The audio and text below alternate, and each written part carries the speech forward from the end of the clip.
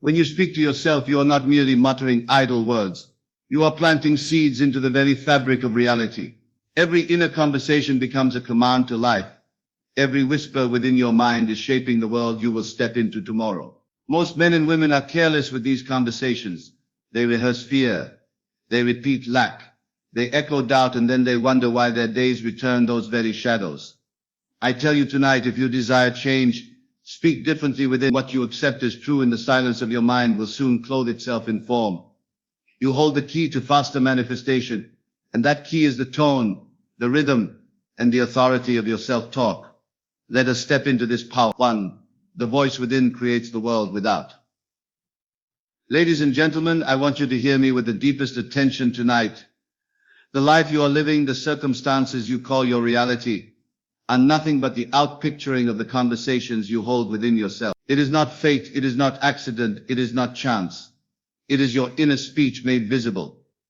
The secret whispers of your mind are far more powerful than the loudest proclamations you speak aloud. If you would but observe yourself for a single day, you would be astonished at how tirelessly you are speaking within. That constant stream of commentary, that endless dialogue. This is the architect of your world. You may believe you are thinking harmless thoughts. You may imagine those quiet murmurings to be without consequence. But life takes every word you say to yourself as an order, as a decree, as a command. Listen carefully. You never stop creating, for you never stop speaking to yourself. Whether you are conscious of it or not, you are issuing instructions to life. And life, being no respecter of persons, obeys with exactness. If your inner words are words of lack, of failure, of fear, the outer world will reflect lack, failure, and fear. If your inner words are words of victory, of possession, of abundance, the outer world must conform and bring forth victory, possession, and abundance. You may argue with me, you may say, but I never spoke such things aloud. I tell you, it does not matter. The universe does not respond to the casual conversations with your neighbor. It responds to the deep conversations you carry with yourself in the silence. You may be smiling outwardly, but if within you are rehearsing tragedy, rehearsing loss, rehearsing defeat, then defeat will come clothed in flesh and blood, and you will call it your misfortune. But it was your own inner word all along. Let me illustrate. Imagine a man who constantly says within himself, I never have enough. Something always goes wrong. I am unlucky. He may not shout it in the marketplace, but it becomes his nightly lullaby, his daily chant. He walks through life with this inner conversation humming beneath his every action. And soon, circumstances gather around him like actors following a script. The bills rise higher, opportunities slip away, and he shakes his head in despair, never realizing that his own voice wrote the lines. On the other hand, imagine the man who has learned the secret. He awakens to the law of inner speech and begins to speak differently. Though his pockets are empty, he declares within, I am rich, I am secure. Everything works in my favor. Though his body aches, he murmurs to himself, I am strong, I am whole, I am radiant with health. Though the world says otherwise, he says within himself what he chooses to see, and soon the world cannot help but bend, for the inner word is always stronger than the outer fact. Do you hear the difference? It is not mere optimism. It is, the outer world is clay. The inner speech is the mold. The outer world is shadow.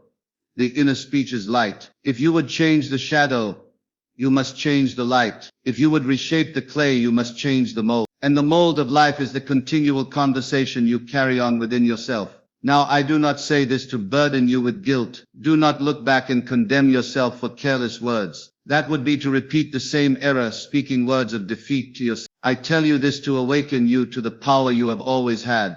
From this moment forward, you may choose your inner speech. From this very night, you may become the master of your world. By becoming the master of the words you whisper within, you may ask, but how does this inner speech create? How can silent words shape visible things? It is because consciousness is the only reality. Consciousness is not confined to what you see or hear outwardly. Consciousness is your awareness of being, and your awareness of being is shaped by the words you tell yourself. The moment you say within, I am, you ignite creation. Whatever follows that I am will be clothed in form. The subconscious mind, which receives every impression, does not argue, does not reason, does not question. It accepts your words as law. When you say, I am weak, it sets in motion the state of weakness. When you say, I am strong, it sets in motion the state of strength. The tragedy of most lives is not that men fail. It is that they succeed in manifesting exactly what they have been telling themselves all along. They are faithful to their inner speech, though blind to the power of it. But you, hearing me now, need not remain blind. You may turn inward and take charge of the script. I will tell you a secret.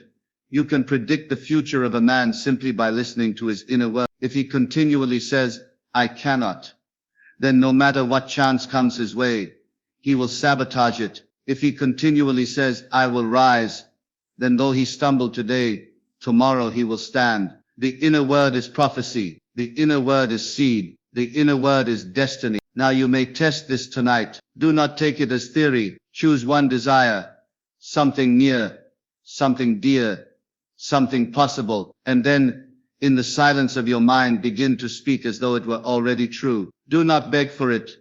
Do not say, I hope. Instead declare, it is so. I am already in possession. Speak it gently, repeatedly, until it feels natural, and then watch as life rearranges itself with surprising speed to echo the words you have spoken. You will see that the law is impersonal. It does not care if you speak foolishness or wisdom, lack or abundance, fear or faith. It simply manifests what is impressed upon it. That is why the careless man lives in turmoil, while the awakened man lives in peace. Both are speaking within, but only one is choosing his word. So I say to you tonight, guard your inner speech as you would guard a treasure, for it is the treasure. It is the root of every experience you have ever known. If you would change your world, change your words. If you would speed your manifestation, speak only that which you wish to see. Let your mind be filled with the words of your desired end, and the end will swiftly take form. The voice within creates the world without. That is the eternal law, and until you master it, you will be at the mercy of your own unguarded thought. But once you master it, you will walk as creator, shaping your destiny with every silent phrase. To see. Speak from the end, not from the struggle. I want you to grasp tonight a truth so simple, yet so often ignored. You must speak from the end, not from the struggle. If you continue to describe life as it appears to be, you will remain bound to what already is. But if you will dare to speak as though your desire were already fulfilled, you release yourself from the chains of the present fact and move boldly into the future you long to live. The error most people make is this: they continue to pray, to affirm, to hope, but all from the position of lack. They say within themselves, I wish I had it, I hope it comes, maybe one day it will be mine, and they believe they are being faithful. But what they are truly declaring is this: it is not mine, I do not yet have it, I am still waiting. And the subconscious, which never questions, accepts this speech as law, and faithfully produces the experience of waiting. Do you see the trap? To say I want is to confess I lack. To say I need is to affirm I do not have. And as long as you continue to speak in this way, you bind yourself to the very state you wish to escape. But I tell you, creation is finished. Every possibility already exists. You are not calling into being something that does not yet exist. You are selecting by your speech the state you will occupy. The treasure house of creation is complete. All you must do is choose your portion and speak from it as though you live there now. Let me give you an image. Imagine you are an actor handed a script. The end of the play is already written. If in the script you are the king, you do not stand on the stage and say, one day I hope to be king. No, you put on the crown. You speak the words of the king. You walk with the bearing of the king. The audience believes you because you accept the end as now. So it is with life. If you desire to be wealthy, do not say, I have to be wealthy. Say, I am wealthy. Wear it in your words, wear it in your tone, wear it in your secret self-talk, until it feels as natural as breathing. You may protest, but it is a lie. My senses deny it. I cannot honestly say what is not true. My friend, your senses are not the truth. They are the shadow of a previous word. What you see today is the echo of yesterday's inner conversation. If you will change the cause, the effect must follow. To speak from the end is not to lie.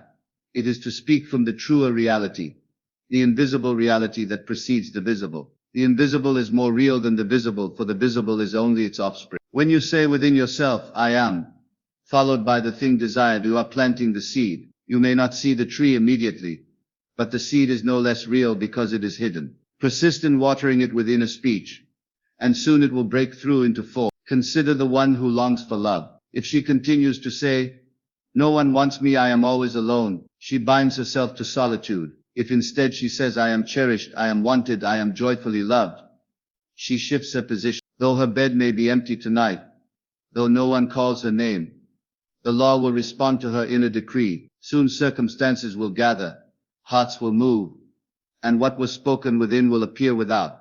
The same law applies to wealth, to health, to success, to every desire of man. The key is to abandon the position of the struggler and assume the position of the victor. Speak not as one climbing the mountain, but as one who has already stood upon the summit. Speak not as one reaching for the crown, but as one who already wears. Now some of you will say, but I feel foolish. It does not seem natural to speak what I do not see. Yes, it feels unnatural at first, because you have spent years rehearsing lack. But if you persist, what once felt unnatural will become natural, and what once felt natural will wither away. For habit is the great shaper of belief. Speak long enough from the end, and soon the end will feel like the only truth. Do not think you need to know how it will come about. That is not your concern. Life has ways and means beyond your imagination. Your task is only to occupy the end in speech and feeling. The bridge of incidents will appear of itself. You may meet a man by chance. You may receive a letter. You may stumble upon an idea. These are the outer forms of the invisible law working to bring about what you have declared. Trust the process. The how is not yours to command. The end is yours to assume. Let me remind you of something profound. You always speak from an end. Even now, as you say, I am sick, you are speaking from the end of illness. When you say, I am poor, you are speaking from the end of poverty. When you say, I am unlucky, you are speaking from the end of misfortune. You cannot avoid speaking from an end, for speech always locates you somewhere. The only choice is whether you will remain in the old end or choose a new one. Therefore, discipline your words. When you hear yourself speak of the struggle, stop. Replace it at once with words from the victory. If you catch yourself saying, I don't know what to do, shift it to, I always know what to do. The answer comes easily. If you hear yourself say, money never stays with me, change it to, money flows to me freely and stays with me abundant. The correction must be immediate. For the longer the false word is entertained, the deeper it roots. This is not pretending, it is aligning. Pretending is weak, but alignment is power. To align your words with the end is to declare, this is the reality I choose to live, and reality must bend to your choice, for it is your consciousness that gives it life. Let me close this section with a challenge. Tonight when you return home, set aside a quiet moment. Choose one desire that burns within you. Then instead of begging for it, instead of wishing for it, begin to speak from it. Say quietly, repeatedly, with conviction, it is done. I am already living it. Speak it as though it were the most ordinary fact. Carry those words into sleep. Let them be the lullaby that ushers you into dreams. And in the days ahead, notice how life begins to move. The struggle will fade. The end will draw near. And you will see for yourself the truth of what I have told you. You must speak from the end, not from the struggle. Words must carry feeling. Now, let me bring you deeper into this truth. Words alone are not enough. A lifeless word cannot create. A phrase repeated without conviction is but a shell without spirit. The power of creation lies not merely in the arrangement of syllables, but in the living breath you pour into them. Words must carry feeling. If you stand in a darkened room and whisper without emotion, nothing stirs. But let your words be filled with fire. Let them carry the conviction of belief, and even the silence will answer you. The subconscious is not moved by empty chatter. It is impressed by feeling. That is why prayers spoken without heart are seldom answered, while a single word spoken with deep conviction reshapes a destiny.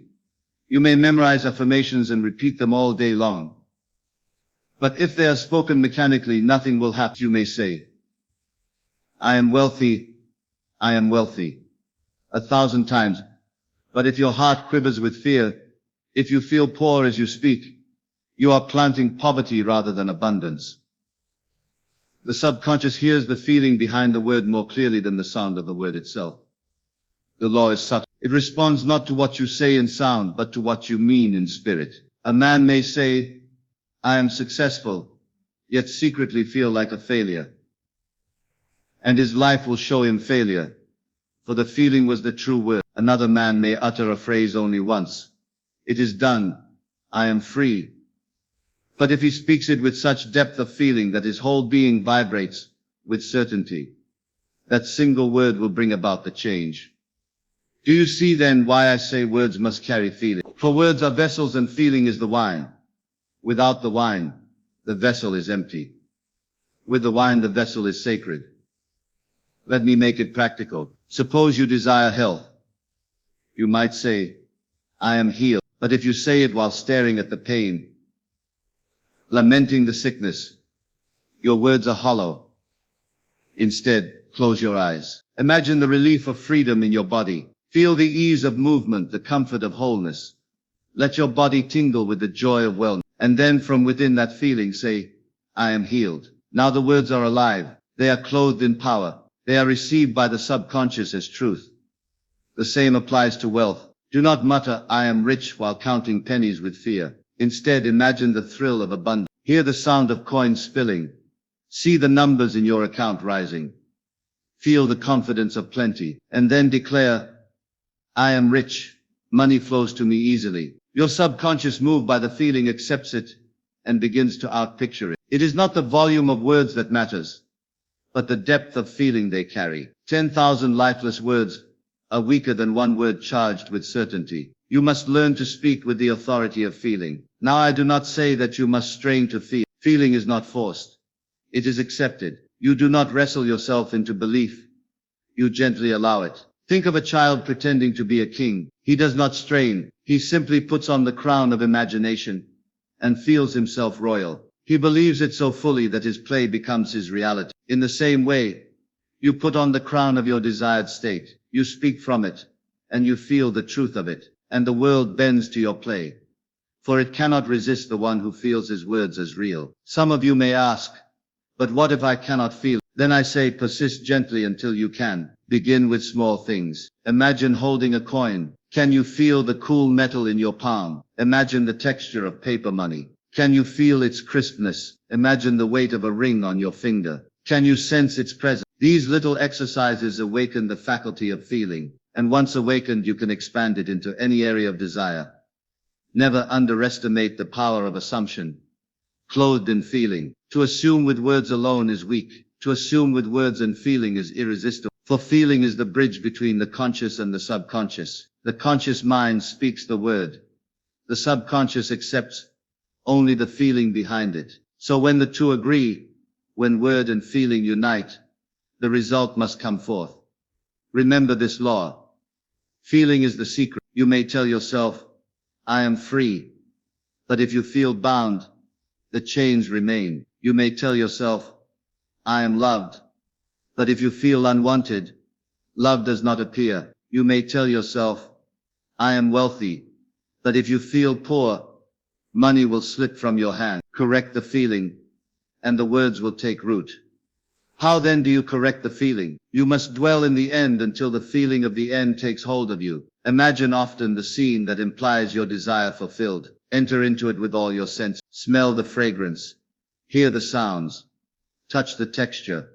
See the colors. And as you imagine, speak the words. Soon the feeling will become natural. And when the feeling becomes natural, the manifestation is near. Do not be discouraged if the feeling does not come immediately. Persistence is the path. Each repetition adds weight to the words, until at last they sink into the subconscious. A drop of water may seem weak, but drop by drop it carves the stone. In the same way, repetition infused with growing feeling engraves the truth upon the heart. Let me warn you of something. You are always feeling something, and your words, even the casual ones, are always clothed in some emotion. If you say, I cannot afford it, and you feel the sting of lack, you are affirming poverty with power. If you say, nothing works for me, and you feel despair, you are commanding life to continue your misfortune. So guard your speech, for every careless word spoken with feeling is a seed sown in the garden of reality. Instead, train yourself to feel the joy of possession. Feel it often, speak it often, until it becomes the air you breathe. Then your words will naturally align with your desire, and your desire will swiftly take form. I will leave you with this. Words are seeds, but feeling is the soil. A seed cannot grow in barren ground, but in fertile soil, even the smallest seed will sprout and flourish. So fill your words with feeling. Let them be alive, vibrating with certainty. And you will see, sooner than you imagine, that your inner speech clothed in emotion becomes the outer fact clothed in form. Or gentle but persistent repetition. Tonight I want you to understand a principle that many overlook. The law of creation is not fulfilled by violent effort, nor by frantic cries, but by gentle and persistent repetition. You do not need to strain. You do not need to wrestle. You do not need to shout into the silence.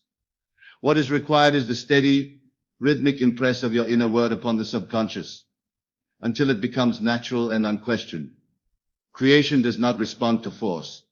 It responds to persistence. You may strike the surface of a rock once with all your might, and it remains unchanged. But let a single drop of water fall gently upon it, over and over again, and in time the rock is carved. So it is with your word. A single desperate affirmation shouted in fear accomplishes little, but a gentle repetition, clothed with feeling, uttered night after night, day after day, will transform your life. Many believe they must convince the subconscious by argument, by struggle, by ceaseless effort. They shout their affirmations. They strain with tension. They labor to force belief. But the subconscious is not moved by struggle. It is moved by quiet conviction. It is impressed by the calm words spoken in confidence, repeated until it becomes the natural tone of thought. Think of a mother soothing her child to sleep. She does not shout. She does not scold. She hums gently, rhythmically until the child surrenders to rest. In the same way, you lull the subconscious into acceptance by the gentle, repeated word. You say quietly, "It is done. It is mine. I am."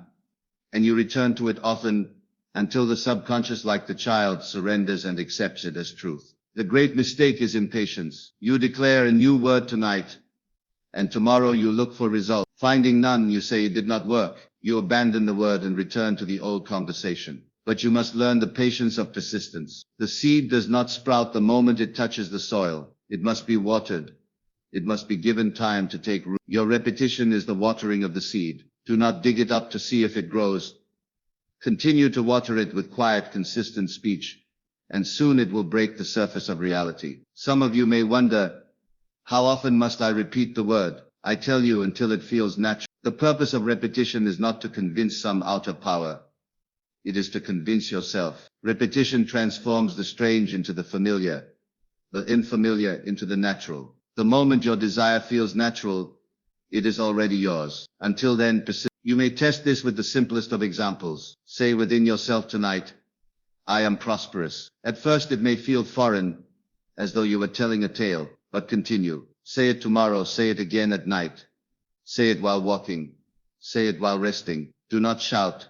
Simply repeat, and you will notice little by little, the words begin to lose their strangeness. They begin to feel like your own. And once they feel natural, the outer world must rearrange itself to match. Persistence is more powerful than intensity. A flame that burns too hot consumes itself quickly, but a steady light endures. In the same way, your repeated inner speech, calmly sustained, will carry you farther than any outburst of strained emotion. Now let me make this practical. Choose one phrase that implies the fulfillment of your desire. Keep it short.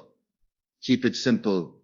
Keep it filled with feeling. Perhaps it is done. Perhaps I am free. Perhaps I am loved. Whatever suits your aim, select it and make it your inner song. Repeat it gently, persistently, until it becomes your secret rhythm. Carry it into sleep. Whisper it upon waking. Let it run quietly beneath your daily actions. This is the art of persistence. Do not confuse this with vain repetition. Vain repetition is empty words spoken without heart. True repetition is the gentle impress of living words clothed with feeling. It is not the count of the words but the life within them that matters. And know this, persistence is not only the act of repeating the new, it is the act of refusing to return to the old. When the old words of doubt arise, do not entertain them. Do not rehearse them again. Turn immediately to your chosen phrase and repeat it instead. If you said, "I am rich," and the thought comes, but I am poor, do not argue. Simply return to your phrase, I am rich. In time the old voice grows weaker,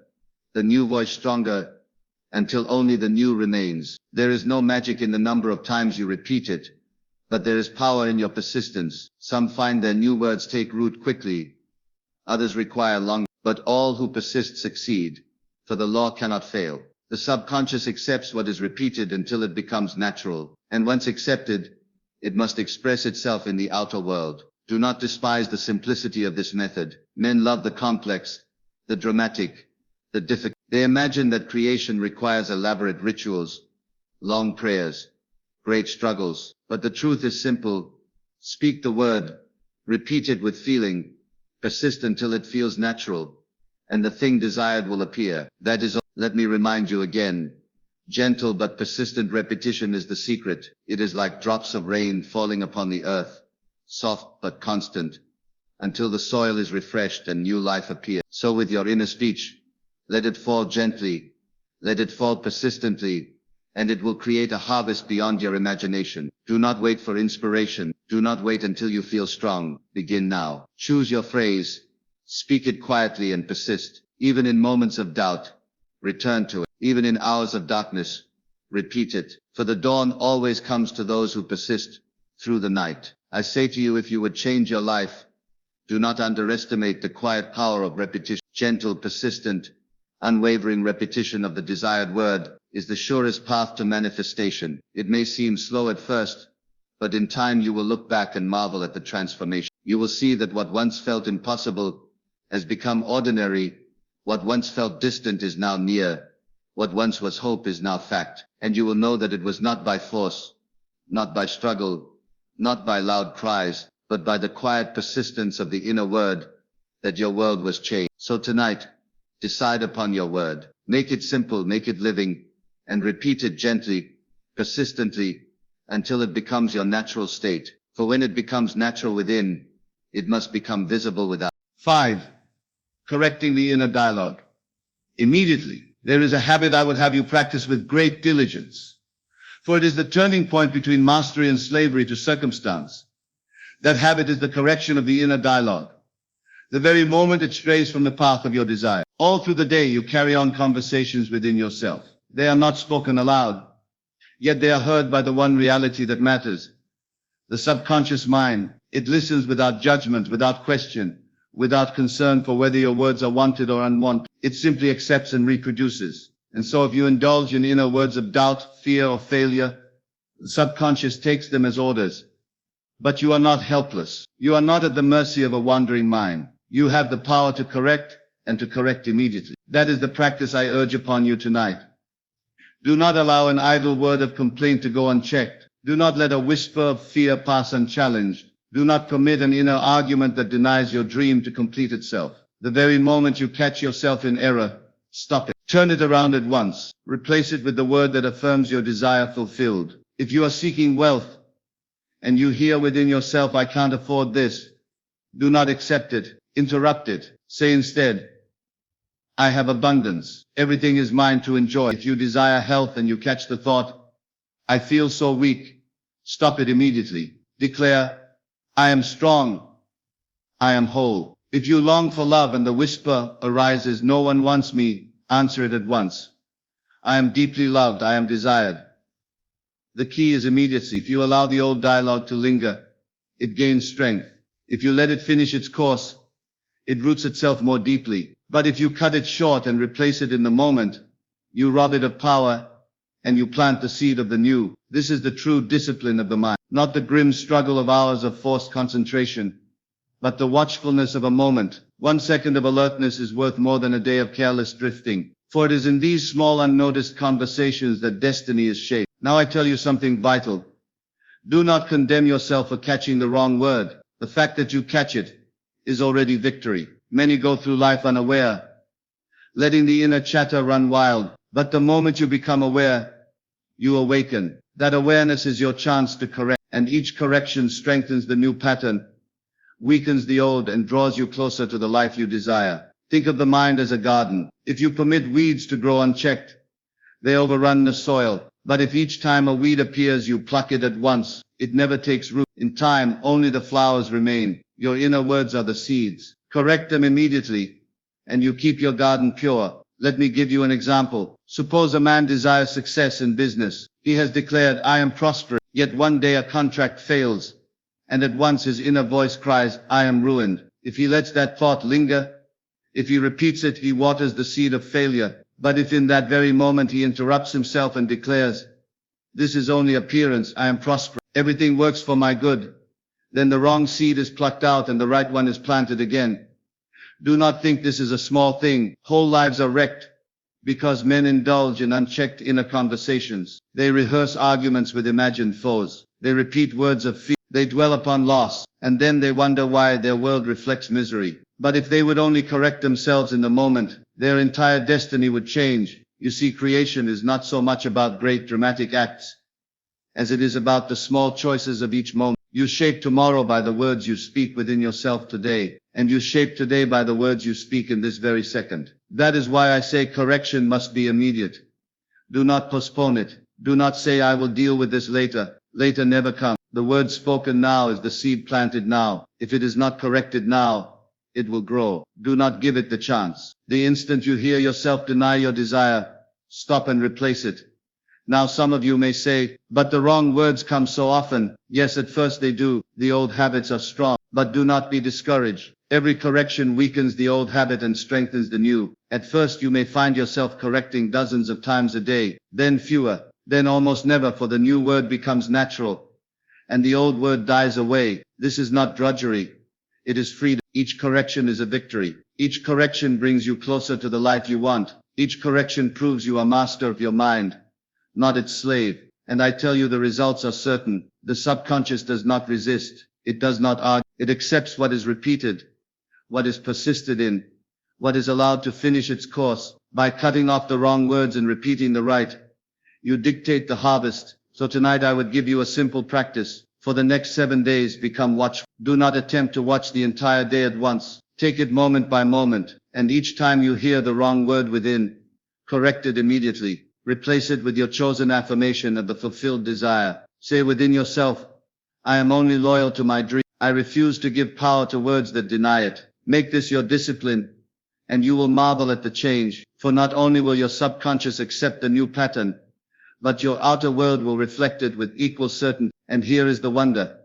The more you practice immediate correction, the more natural it becomes. What once felt like effort becomes ease. What once required watchfulness becomes instinct. Soon you will find the wrong words hardly arise at all, for the old self has died and the new self lives. This is the true renewal of the mind, not by hoping, not by wishing, not by half-hearted prayers, but by the constant immediate correction of your inner speech. For your inner speech is the word of God within you, and it cannot return void. So I say, begin tonight. Listen to yourself. Hear the words you speak in the silence, and the moment they oppose your dream, do not let them stand. Cast them out.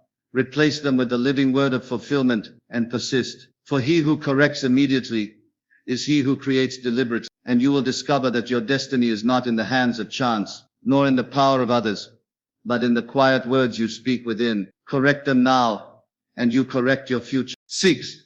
Speak as the person you intend to be. When you speak to yourself, you are not addressing a distant deity. You are speaking to the very power that forms your world. And I tell you tonight, the manner in which you speak determines the speed with which your desire takes form. Most men and women speak to themselves as though they were still the old self. They desire wealth but talk like the poor. They long for health but continue to complain like the sick. They wish for love but rehearse conversations of loneliness. And then they wonder why nothing changes. I tell you, you must speak as the person you intend to be, not as the person you once were. The moment you assume a new identity in speech, you clothe yourself in that reality. And if you persist, the world will conform. Do you not see that every word carries the tone of the speaker? The same phrase, spoken from two different identities, produces two entirely different results. A beggar might say, I will have wealth, and it carries the air of lack. But a wealthy man saying, I will have more wealth, speaks from abundance. The subconscious hears not the words alone, but the tone, the authority, the identity behind them. So if you would manifest 10 times faster, you must shift the speaker. You must cease to speak as the old self, and you must begin to speak as the new self, the one who already possesses the desire. Let me make this plain with examples. Suppose you want success in business. The old self says, I hope one day it works out. That is the voice of doubt. But the new self, the successful man, says, my business flourishes. Opportunities flow to me. Every contact prospers me. The words are different, but more than that, the identity is different. Suppose you desire healing. The old self whispers, I feel so ill. I don't know if I'll ever recover. But the healed self says, I am strong. I am vibrant. I am whole. The body listens. Life listens. Reality takes its cue. Or suppose you desire love. The old self mutters, no one notices me. No one wants me. But the loved self speaks with certainty. I am cherished. I am chosen. I am surrounded by affection. Speak as the beloved, and love cannot keep away. The shift is always in the speaker. Who is speaking within you right now? The one in lack, or the one in fulfillment? Listen to yourself. You will know. Now, how do you train this shift? First, catch yourself when you slip into the old role. Every I can't, every I'm not, every I'll never is the old identity trying to speak. Stop it. Say instead, that is not my voice anymore. I speak only as the fulfilled one. Replace the old phrase with the new phrase, carrying the tone of the new. Second, immerse yourself in the feelings of the role. Do not merely speak the words mechanically. Step into the character as an actor would. If you were already wealthy, how would you talk? If you were already healthy, how would you describe your day? If you were already in love, how would your inner conversation sound? Step into that role and speak from there. And third, persist. At first, the old self will resist. It has spoken for years. But each time you correct it, each time you replace it, the old grows weaker, the new grows stronger. In time, the new voice becomes natural, effortless, automatic. And when it is natural within, it must appear without. This is what scripture means when it says, put on the new man. To put on is to assume, to wear it in speech, in tone, in thought, in feeling. You clothe yourself in the identity of the one you wish to be. Until the world itself acknowledges you as that being, you must dare to speak boldly, as though it were already so. Many fear this. They say, but if I speak as though I am rich while I am poor, am I not lying to myself? No, you are speaking the truth of imagination, which is the only reality. The outer world is the shadow, the inner speech the substance. The lie is to continue speaking as though you are poor, when within you are divine, capable of wealth. Let me remind you, the world is forever echoing your inner talk. Change the speaker, and the echo changes. Keep speaking as the old self, and the old life returns. Speak as the new, and the new must appear. It cannot do otherwise, for the law is sure. So tonight, take a vow with yourself. Refuse to speak as the one you no longer wish to be. Every time you hear that voice, stop it. Replace it. Speak only as the one you are becoming. If you wish to be the successful man, speak as him. If you wish to be the healthy woman, speak as her. If you wish to be the loved, the abundant, the free, then let no word fall from your lips or from your mind that denies it. In this practice, persistence is power. Do not expect the change in a single day, yet know that each word spoken from the new self hastens the birth of your desire. It draws it closer. It strengthens its reality, until at last, the new self and the outer world match perfectly. And when that day comes, you will look back and say, it was all in the way I spoke to myself. The world only mirrored my tone. So I leave you with this command. From this moment forward, speak only as the person you intend to be. Speak with the authority of fulfillment. Speak with the certainty of possession. Speak with the joy of one who already holds his dream. And as you do, you will discover that manifestation is not slow, but swift. For the world cannot resist the voice of the one who already is. 7. Speak only what you want. Continued. When I tell you to speak only what you want, continued, I am giving you the very key that governs the rhythm of your life. The law is not mocked.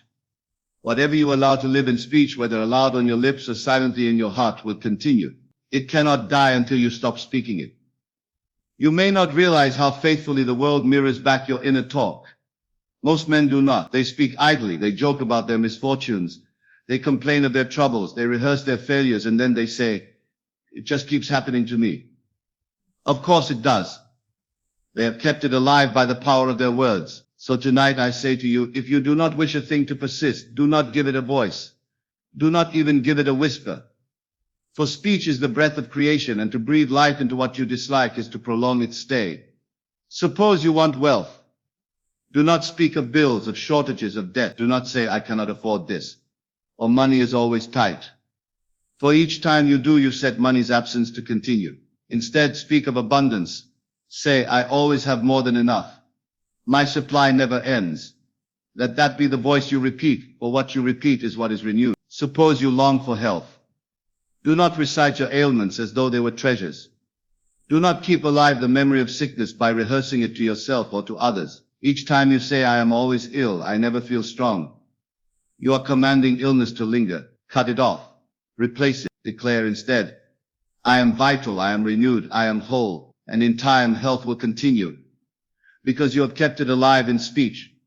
Suppose you desire love. Do not keep speaking of loneliness. Do not declare, "No one wants me, I am always alone," for if you speak it, you extend it. Instead, speak of love as though it were already yours. "I am cherished. I am chosen. I live surrounded by affection." Such words become flesh, and the life they create is one of companionship. You see, there is no neutrality in speech. Every word carries a seed. The question is not whether you are planting, but what you are planting. If you do not want thorns, do not scatter thorn seeds. If you desire roses, speak only rose seeds. And once spoken, the seed must grow. This is why I say never joke about your troubles. Many think humor lessens the sting, but the subconscious knows no jest. It does not laugh with you. It takes every word seriously. To jest about being broke or sick or unlucky is still to affirm being broke or sick or unlucky. And so the joke becomes your reality. Guard your words, for they are the guards at the gate of your destiny. You would not allow a thief into your house, so why allow a word of lack into your mind? Every careless word is an intruder. Stop it. Speak only the words you wish to see multiply. And let me tell you this, the continuation of your present life is not fate. It is speech. The reason things repeat is because you repeat them. You speak of your failures until they return. You speak of your doubts until they linger. You speak of your limitations until they surround you. But change the words and the cycle breaks. I once knew a man who always said, "Nothing ever works for me. I try and something always goes wrong." And indeed it was so. Every venture failed. Every plan collapsed. But when he learned to stop speaking failure and began to declare, "Everything works in my favor. All things move for my good," within a year his life transformed. Success became the new continuation, because success was the new speech. Do you see? What you continually affirm becomes the atmosphere you breathe. And the atmosphere sustains itself as long as you keep affirming it. Now some will say, "But I must describe reality as it is." No, you must not. For what you call reality is but the shadow of yesterday's speech. If you keep describing it, you keep recreating it. But if you dare to speak differently, if you dare to affirm the unseen, you break the chain, and a new reality begins. So discipline yourself. Do not say, "I am waiting for change." Say, "Change is here now." Do not say, "I am trying to be better." Say, "I am already transformed." Do not say, "I'll never escape this situation." Say, "I am free now. Life bends to me." Every time you speak the word of fulfillment, you hasten the day of its outward appearance. And when you catch yourself, because you will, do not despair. Simply correct. Simply say, "That is not my word anymore. I speak only what I want continued." Every correction is a victory. Every correction is a seed of the new. Practice this especially in the small things. If someone asks, "How are you?" do not answer with complaints. Say, "I am wonderful. Life is good to me." If someone asks about your work, do not say, "Business is slow." Say, "Business is thriving. Everything grows." At first it may feel strange, but soon it becomes natural. And when it becomes natural, it becomes real. Remember this.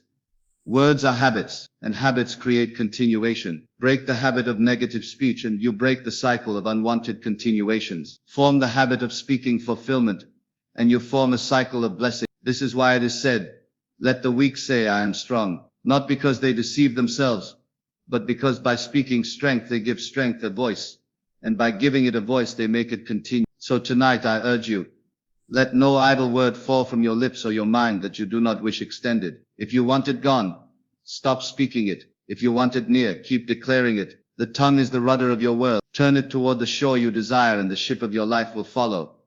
Speak only what you want, continued, and watch how swiftly the world changes. For the law is certain. Words spoken with persistence become the life you live. 8. Nightly self-talk before sleep. There is a moment in every man's day when he holds in his hand the most powerful key to creation.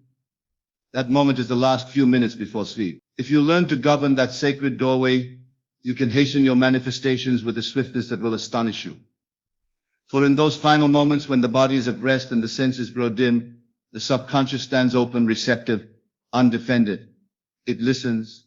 It absorbs. It takes whatever words you whisper within yourself and engraves them as fact. And once impressed, it brings them to life. Most men are careless with this golden hour. They review the troubles of the day. They rehearse the insults they receive. They list their worries, their bills, their aches, their fears. And so they fall asleep sowing weeds.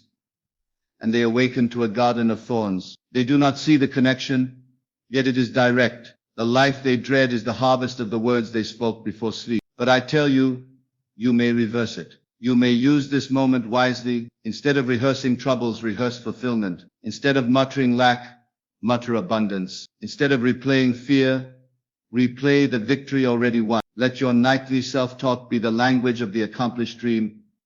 And watch how swiftly your outer world aligns. Do you desire wealth? Then as you lay your head on the pillow, do not repeat, I never have enough. That is poison. Say instead, I live in abundance. I am surrounded by prosperity. All my needs are met with ease. Say it quietly, gently, with the feeling of truth, until drowsiness carries it into sleep. Do you long for health? Then do not whisper to yourself, I feel so weak, I suffer so much. That is giving your sickness the right to live another day. Say instead, I am strong, my body is whole, every cell vibrates with life. Let that be your final conversation before you drift away. Do you seek love? Then do not replay loneliness. Do not fall asleep saying no one cares for me. Say instead, I am loved, I am wanted, I am cherished. Feel the warmth of it, the security of it. As you sink into sleep, you see the subconscious is like a faithful servant. It works without rest. While you sleep, it is busy creating the scenes you have impressed upon it. It builds during the night what you will meet during the day. And if you have given it the blueprint of fear, it will build fear. But if you give it the blueprint of fulfillment, it must build fulfillment. This is why I tell you, your nightly self-talk is the fastest way to impress your desire. For in that state between waking and sleeping, imagination is most powerful. The walls of reason are down, the guards of doubt are drowsy. The seed falls directly into the soil of being, where it takes root at once. Now let me be practical. Do not attempt to repeat 1,000 things before sleep. Choose the one desire most pressing to you. Frame it in words of fulfillment. Speak it as though it were already so. Not, I will have, but I am. I have. It is done. Then repeat it slowly, gently, with feeling. Let the words be few but alive. Let them be rich with emotion. Do not force it. Do not strain. Simply relax, and let the words roll softly through your mind, as though you were humming a lullaby to yourself. And as drowsiness deepens, hold to the feeling. Drift into sleep carrying that word, and know that your subconscious has received the command. In time you will see the difference. You will wake lighter, clearer, with a sense of expectancy, and soon the outer events will mirror the inner word. For the law cannot fail. What is impressed before sleep must express in waking life. Many of you spend the day correcting your speech, yet undo it at night by careless self-talk. You affirm abundance in the morning, then mutter lack at night. You declare health during the day, then confess weakness as you drift into sleep. You proclaim love in the afternoon, then rehearse rejection before bed. And so the day's work is cancelled. The seed planted is dug up. The subconscious is confused. But if you would make progress tenfold, align the last word of the night with your desire. Let it be the same word you declare in the day, but let it sink deeper, clothed with feeling, until it becomes your final thought before sleep. Then the subconscious will know exactly what to build, and it will work faithfully to produce it. This is why many of the great men of old spoke of prayer before sleep. Not prayer as begging, but prayer as assuming the wish fulfilled. To kneel before the inner altar and declare it done, then to rest in that assurance as you close your eyes. That is the true prayer that manifests. So tonight, try this. When you lie down, close your eyes and let the body grow still. Breathe slowly. Then begin to speak inwardly as though your desire were already complete. If you wish for wealth, imagine yourself counting it, spending it, enjoying it. If you wish for health, imagine yourself walking freely, laughing, full of energy. If you wish for love, imagine yourself embraced, desired, adored, and let the words that accompany these scenes be words of fulfillment. Do not say I will be, say I am. Do not say one day, say now, and let those words echo softly as sleep takes you. That is the seed that bears fruit, and if the old voice interrupts as it will at first, do not be disturbed. Simply replace it, correct it gently, return to the true word, the word of fulfillment. Persist until drowsiness wins. The last word is the strongest word. The subconscious remembers it, holds it, obeys it. I tell you, if you practice this for even 1 week, you will see a change. The world will begin to shift. The people around you will respond differently. Opportunities will come where there were none. Health will stir in places long barren. Love will appear in faces you never noticed. For the law is exact. As you sow before sleep, so shall you reap upon waking. Therefore do not neglect this sacred moment. Guard it with care. Let no complaint, no fear, no doubt be the final word of your day. Let fulfillment be the last sound in your mind. And watch how life hastens to clothe your words in flesh. So I say, speak your desire fulfilled, softly and persistently, as you fall asleep. For that is the royal road to manifestation. That is the secret chamber where creation is decreed. And if you use it wisely, nothing shall be withheld from you. Try and speak as a creator, not a beggar. Man was never designed to beg. Man was designed to create. Yet most of the world cries to heaven like paupers, pleading with some distant power to notice them, to pity them, to grant them scraps. They pray as beggars, not as creators, and as long as they pray in that posture, they remain powerless, waiting, hoping, but never receiving. I tell you tonight, the creative power of God is already within you. It is your imagination. It is your spoken word. And until you learn to speak as a creator, you will speak in vain. The beggar says, please give me. The creator says, it is mine, it is done. The beggar says, one day, if I am lucky. The creator says, now, I have it now. The beggar sees distance. The creator sees completion. The beggar grovels before a throne. The creator sits upon the throne. Your world responds, not to your cries, but to your assumption of authority. Life does not move because you whimper. It moves because you declare. All things are yours when you claim them as yours. And you claim them by the tone of your speech, by the word that comes forth from your mouth. Do you not see? Every word is a decree. Every word is law to the subconscious. When you speak as a beggar, you decree lack. When you speak as a creator, you decree fulfillment. And the subconscious obeys without question. The tragedy is that most men do not realize they are always decreeing. They say, I am tired. I am broke. I am unlucky. Nothing works out for me. And then they wonder why the world gives them more tiredness, more lack, more defeat. They believe they are only describing life, but in truth they are creating it. But once you awaken to this truth, you become deliberate. You no longer allow careless speech. You weigh your words, for you know that every word becomes flesh. You do not beg. You do not complain. You do not describe the problem. You declare the solution. You do not wait. You speak it into being. If you want wealth, do not pray like a pauper. Oh, please send me money. That is begging. Say instead, I am wealthy. I live in abundance. All channels open to me. Speak as though you owned it already. For the word I am is the name of God. When you attach anything to I am, you call it into existence. If you want health, do not moan. Heal me. That is the voice of one without power. Say instead, I am strong. I am radiant. Speak it as though you spoke of the sun shining at noon. Speak it as fact, not as wish. If you want love, do not cry. Why am I so alone? That is planting loneliness. Say instead, I am loved. I am cherished. I am wanted. Speak it boldly, for when you assume the position of the loved, love must find you. Now some will say, but is it not arrogant to speak this way? Should I not be humble before God? My friend, humility is not begging. True humility is acknowledging that God lives in you as your imagination. True humility is accepting the responsibility to create by His name. To speak in weakness is not humility. It is ignorance. To speak in power is not arrogance. It is obedience to the law. Do you not recall the words, let the weak say, I am strong, not let the weak beg to be strong, but let him declare it so. That is the way of the Creator. He does not wait for evidence.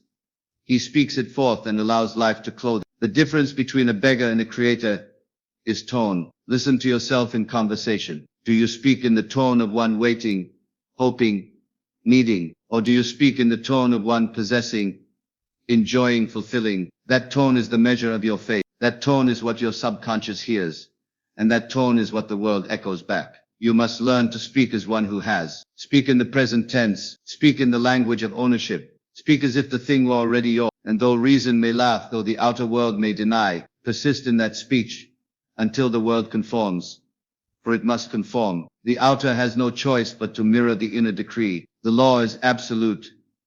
By your words you are justified, and by your words you are condemned. If your words are those of the beggar, you are condemned to lack. If your words are those of the Creator, you are justified in abundance. Let me give you a simple practice. Each morning, before you speak to another, speak to yourself. Stand before a mirror, if you can, and declare aloud the life you choose to live. Do not describe what is, but what shall be, as though it were already. Say, I am successful, I am prosperous, I am loved, I am radiant, I am free. Speak it with authority, not hesitation. Feel the weight of kingship in your voice. Let your words carry the vibration of certainty. At first the mind will rebel. It will whisper, you are lying. Look at your circumstances. Ignore it. Circumstances are shadows. The word is the substance. Shadows change when the light moves, but the word is the source of the light. Speak it until the shadow conforms. This is why prophets of old were commanded to prophesy. They were told,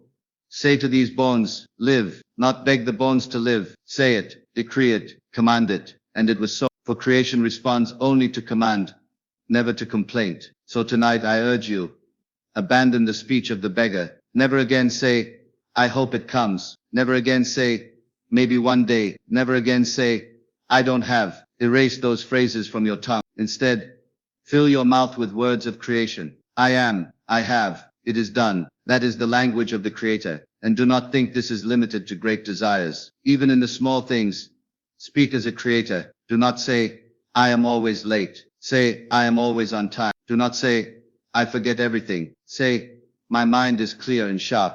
Do not say, I catch every cold. Say, I live in perfect health. For every careless word plants a seed, and every seed bears fruit. If you will discipline your tongue, you will master your word. If you will change your speech, you will change your life. For the word spoken with conviction is the word made flesh. So I say to you tonight, speak as a creator. Speak boldly. Speak confidently. Speak as one who knows the authority given him. And as you persist, you will see your world bend and yield until it becomes the living image of your decree.